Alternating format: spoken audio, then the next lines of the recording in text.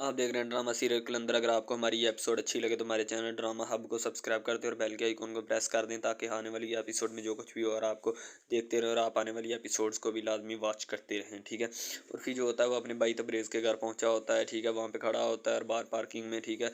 और वो सोच विचार कर रहा होता है। ठीक है। दूसरी तरफ दुर्योधन आती है और आकर कहती है कि शफक के साथ जो भी हुआ उसकी कसूरवार मैं हूँ, उसका सारा गुनाह मेरे ऊपर आता है, क्योंकि अगर मैं वहाँ पे ना होती ये ना मामला तय पाते और ना शफ़क़ आपको छोड़ के जाती। ठीक है। और जिस तरह भी आप उसको मना कर लाएँ। ठीक है। शफ़क़ अपने घर में लेटी होती है और पागलों की तरह पड़ी होती है। ठीक है। सोच रही होती है और इंतज़ार कर रही होती है उर्फ़ी का कि अभी तक क्यों नहीं आया। ठीक है। उसकी माँ उसको समझाती है लेकिन उर्फ़ी कहता है कि अदन जी आपका इसमें कोई कसूर नहीं है, उसको खुद का कसूर था। ठीक है। अगर वो खुद ऐसी हरकतें ना करती तो ना जाती। उसने इतना बड़ा इल्ज़ाम आपके ऊपर लगाया है, आपके ऊपर और मेरे ऊपर, लेकिन आप तो पाक हैं आप इस इन बातों से। ठीक है। उसकी माँ शफ़क़ की उसको समझाती है कि बेटा कब तक इधर पड़ी रहोगी, एक ना एक दिन जाना है तो तुम जाने की तैयारी करो। ठीक है। वो कहती है अम्मा मैं नहीं जाऊँगी। ठीक है।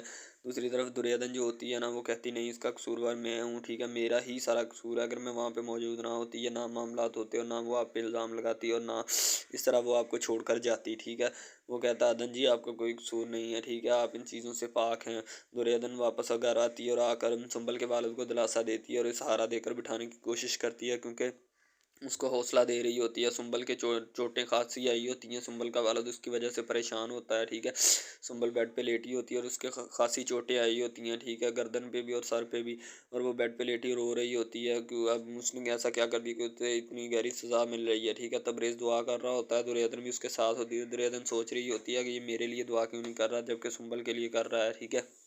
तबरेज़ को अपना लालच होता है कि मेरे पैसे मिल जाएँ मुझे तो मैं यहाँ से खिसकता बनूँ। ठीक है। दूसरी तरफ जो होता है ना सुंबल का वालिद वो बता रहा होता है कि डॉक्टर कह रहे हैं कि अब ये ना तो सारी ज़िंदगी चल पाएगी और ना ही सारी ज़िंदगी ये फिर सकेगी। ठीक है। क्योंकि उसकी अब व्हीलचेयर पर ही उसे सारी ज़िंदगी गुज़ारना पड़ेगी। सुंबल का वालिद ये सारी बातें उन लोगों को बता रहा होता है। ठीक है। और वो बड़ा परेशान होता है, रो रहा होता है कि मेरी बेटी ने ऐसा क्या गुनाह कर दिया कि उसको इतनी बड़ी सज़ा मिल रही है। ठीक है। सुंबल बेड पे लेटी होती है। उसके चोटों की वजह से अभी उसका ट्रीटमेंट जारी होता है हॉस्पिटल में। ठीक है। दूसरी तरफ उर्फ़ी जो होता है वो खड़ा होता है और वो कह रहा होता है अदन जी आपका कोई कसूर नहीं है, वो खुद ही ऐसी थी और उसे सज़ा मिल गई। ठीक है। अब उसका वालिद जो होता है वो अपनी बेटी को दिलासा दे रहा होता है कि सुंबल कोई बात नहीं बेटा, ये ज़िंदगी के मामलात हैं, ये आते वक़्त आता जाता रहता है। ठीक है। दुर्योधन होती है वो कहती कोई बात नहीं, अल्लाह शफ़ा देने वाला है, बेहतर शफ़ा देने वाला है, तो उसका इलाज इसी हॉस्पिटल में होगा, आप इसकी परेशानी मत लें, इंशाल्लाह वो जल्द ठीक हो जाए। ये बात सुनकर तबरेज़ उसकी तरफ मुतवज्जे होता है और उसको देखता है। ठीक है। दुर्योधन जो होती है सुंबल रो रही होती है। ठीक है। सुंबल का वालिद उससे ज़्यादा रो रहा होता है कि मेरी बेटी ने ऐसा क्या कर दिया। ठीक है। सुंबल का वालिद उनसे गुजारिश करता है कि मैं दुर्योधन के आगे हाथ जोड़ता है, कहता है मैं आपके आगे हाथ जोड़ता हूँ कि मेरी बेटी के लिए दुआ करें, अल्लाह इनको जल्द सेहतयाब करे।